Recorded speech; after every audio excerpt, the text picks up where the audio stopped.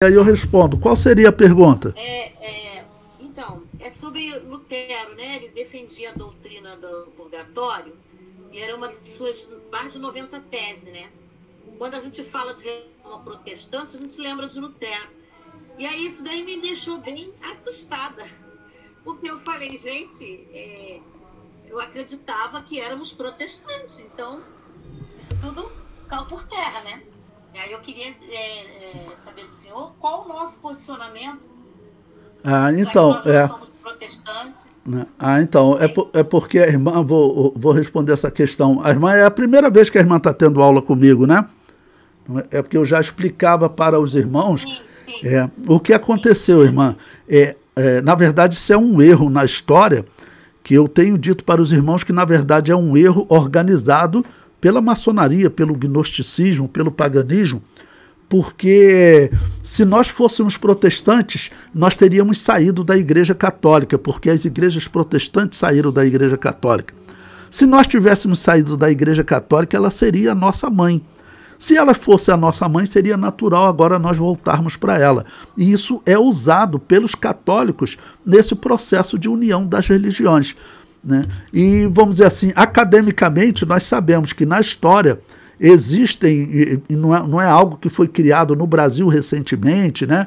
Isso existe na história. Eu tenho mostrado alguns documentos para os irmãos de 500, 800 anos atrás, de cristãos com a característica da Assembleia de Deus. Não batizava recém-nascido, pregava o livre-arbítrio, não acreditava em purgatório, não tinha imagem de escultura, as mulheres participavam, né, do trabalho da igreja, até da pregação do evangelho.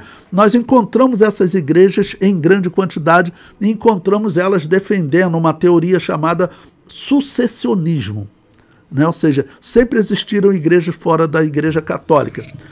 Mas realmente um trabalho que foi articulado. Eu estava contando para os irmãos aqui que em 1990 Deus me fez ir fazer um curso com o fundador da Veiga de Almeida, professor Carneiro Aveiro, né? E ele, nesse curso, ele tinha aceitado Jesus como Salvador, né? E ele era um educador famoso, militar, então ele até criou esse curso, pós-graduação em docência e divindade, em 1990.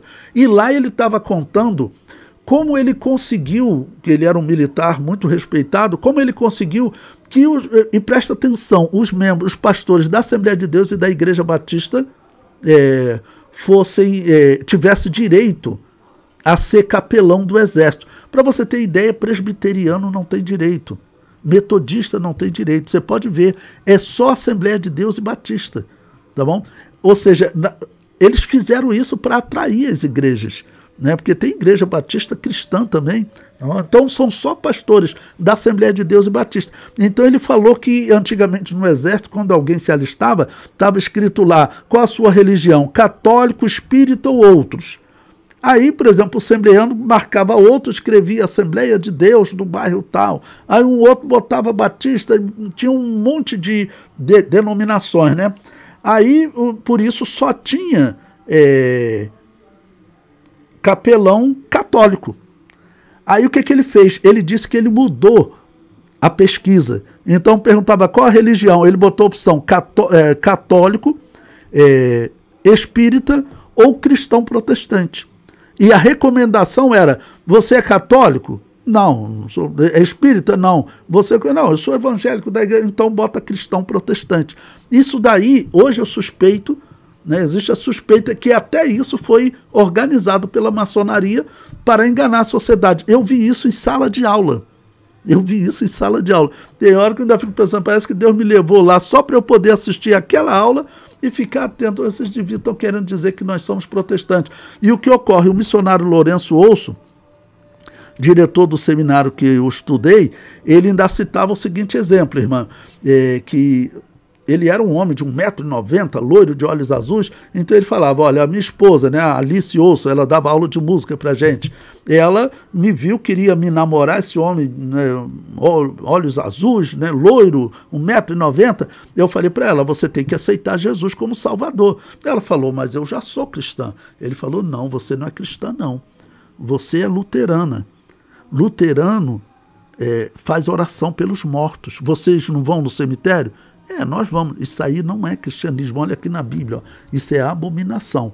Se você quiser aceitar Jesus, abandonar essa igreja lá, vir para a igreja que eu sirvo e se batizar, eu aceito namorar contigo, me casar contigo, porque você é uma mulher que eu vejo que é uma pessoa de Deus, mas você está servindo na heresia. Ele contava isso para a gente em sala de aula. Então, eu já sabia. Eu me formei em 1986, 1990 eu estava fazendo esse curso de pós-graduação, eu vi ele falando isso. Então, isso, na verdade, igrejas que só batizam adultos, ela não pode vir de igrejas que batizavam recém-nascido.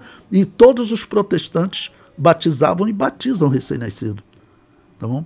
E a Igreja Católica só batizava recém-nascido. Então nós não podemos ter saído da Igreja Católica, senão o nosso batismo seria inválido.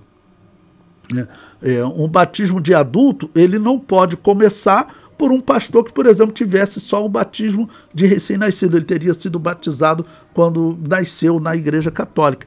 Então o batismo de adulto requer que tenham existido igrejas que sempre praticaram esse batismo na história. Nós encontramos todas as eras da igreja. Tá bom? Então, esse negócio de Lutero foi uma armadilha. E que eu digo, a armadilha é levar a igreja, a Assembleia de Deus, a acabar acreditando que ela saiu da Igreja Católica, que a Igreja Católica é a nossa mãe. Mas isso não vai vingar, não. Ok? Bom,